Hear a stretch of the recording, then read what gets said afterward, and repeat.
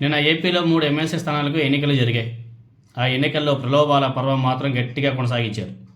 సాక్షాత్తు పవన్ కళ్యాణ్ నియోజకవర్గంలో ఓటర్లకు డబ్బులు పంపిణీ చేస్తున్నటువంటి వీడియోలు సోషల్ మీడియాలో గట్టిగా వైరల్ అవుతున్నాయి.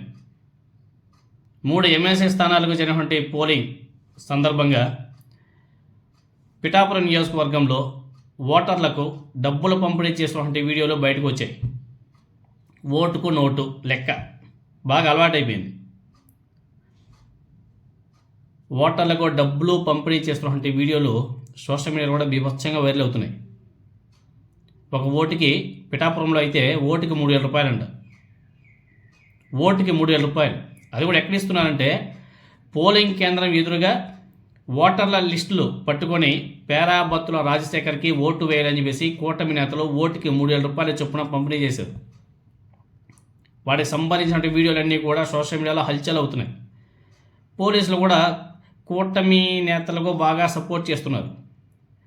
ఎందుకు అంత భయం ఎందుకు? ఇప్పుడు వాళ్ళ 9 నెలల పరిపాలన అద్భుతంగా ఉంది అనేసి అనుకుంటే ఇలా ప్రలోభాలు పెట్టి ఓటర్లకు డబ్బులు ఖర్చు పెట్టి ఓట్లు వేయించుకోవాల్సిన అవసరం ఉందా? నిజాయితీగా గెలిచే దమ్ము ధైర్యం లేకనే కదా ఇలా డబ్బులు పంపిణీ కూడా చేస్తున్నారు. మాజీ ఎంపీ హర్షకుమార్ గారు ఆయన కూడా ఫైర్ అయ్యాడు. ఇలాంటివి అవసరమా? ఇలాంటి ప్రజాస్వామ్యం ఉండనా మనం ఉండేది అని చెప్పేసి ఆయన కూడా ఫైర్ అయ్యాడు. అదేవిధంగా కృష్ణా గుంటూరు అక్కడ పట్టభద్రుల ఎమ్మెల్సీ ఎన్నికల్లో కూడా ఓటుకి 2,000 రూపాయలు పంచుతున్నారు. ఇక్కడ ఆ వీడియోలు కూడా సోషల్ మీడియాలో వైరల్ అవుతున్నాయి. టీచర్ ఎమ్మెల్సీ ఎన్నికల్లో కూటమి నేతలు నిబంధనలు కూడా బహిరంగంగా ఉల్లంఘిస్తున్నారు.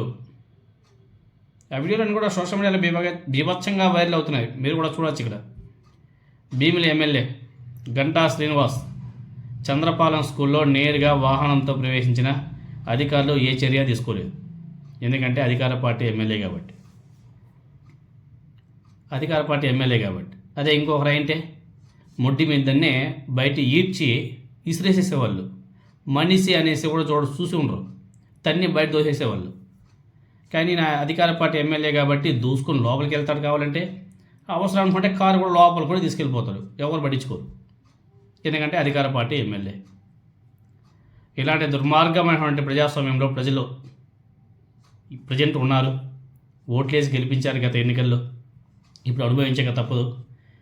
ఎమ్మెల్సీ ఎన్నికలు, పట్టభద్రుల ఎమ్మెల్సీ ఎన్నికలు కూడా ఇలాంటి నీచ వాతావరణం సృష్టించి ఇలా గెలవాలని వేసి కూటమి పెద్దలు ఆలోచన చేస్తున్నారంటే దీనికి మించినటువంటి దుర్మార్గం ఇంకొకటి ఉండదు.